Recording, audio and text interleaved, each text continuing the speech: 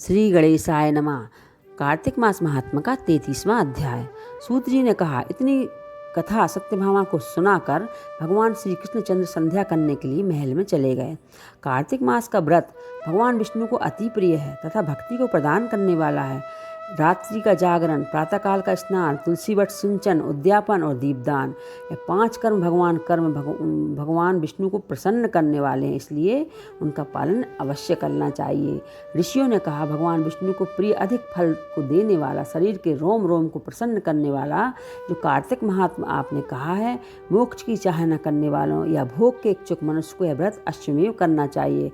किंतु हम एक बात आपसे पूछना चाहते हैं, वह यह है कि यदि कार्तिक मास का व्रत करने वाला किसी संकट में फंस जाए या जंगल में हो अथवा किसी रोग से ग्रस्त हो जाए या कार्तिक मास को किस प्रकार करता रहे, क्योंकि यह विष्णु जी का अतिशय प्रिय है, भुक्ति मुक्ति को देने वाला है, तो यह व्रत छोड़ना भी नहीं चाहिए।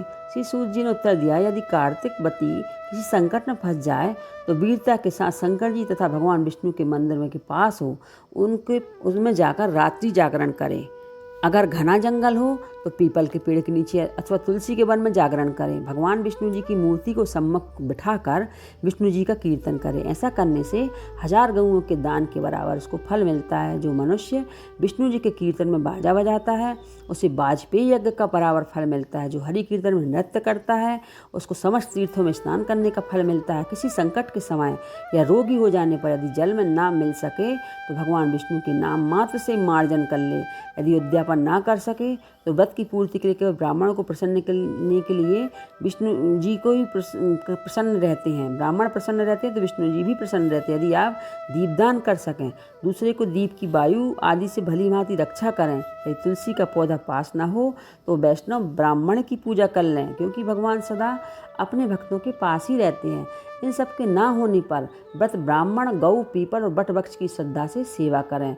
शौनकादि ऋषियों ने कहा, अपने गौ तथा ब्राह्मणों का सदस्य पीपल बट वृक्षों का बतलाया है। सभी वृक्षों में पीपल का वृक्ष बट वृक्ष श्रेष्ठ क्यों कहे गए हैं? श्री सूत ने कहा, पीपल का पेड़ साक्षात विष्णु भगवान है और पलाश का पेड़ साक्षात ब्रह्मा है। इन वृक्षों की पूजा, सेवा तथा दर्शन से सब पापों का नाश होता है। ऋषियों ने कहा, हे प्रभु, हम लोगों को इसमें शंका है कि ब्रह्मा, विष्णु, शंकर वृक्ष के रूप में क्यों हुए? आप कृपा करके इन्हें बतलाइए। सूत जी ने कहा, प्राचीन काल में भगवान शंकर और पार्वती जी विहार कर रहे थे। उस समय उनके विहार में एक विघ्न डालने के विचार से ब्राह्मण का रूप धारण करके अग्निदेव वहाँ पर गए।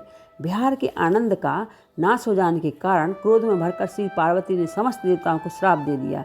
पार्वती जी ने कहा, हे देवताओं, विषय सुख को कीट पतंगे भी नहीं जानते, इसमें आप लोग देवता होकर विघ्न डाला है, इसलिए आप लोग सब वृक्ष हो जाओ। सूत जी ने कहा, इस प्रकार क्रोधित पार्वती जी के श्राप से सब देवता वृक्ष हो गए। इसी कारण भगवान विष्णु शंकर जी दोनों पीपल और बट हो गए। इसी कारण भगवान विष्णु का शनिदेव के साथ योग होने के कारण शनिवार को ही पीपल का स्पर्श करना चाहिए और किसी दिन नहीं।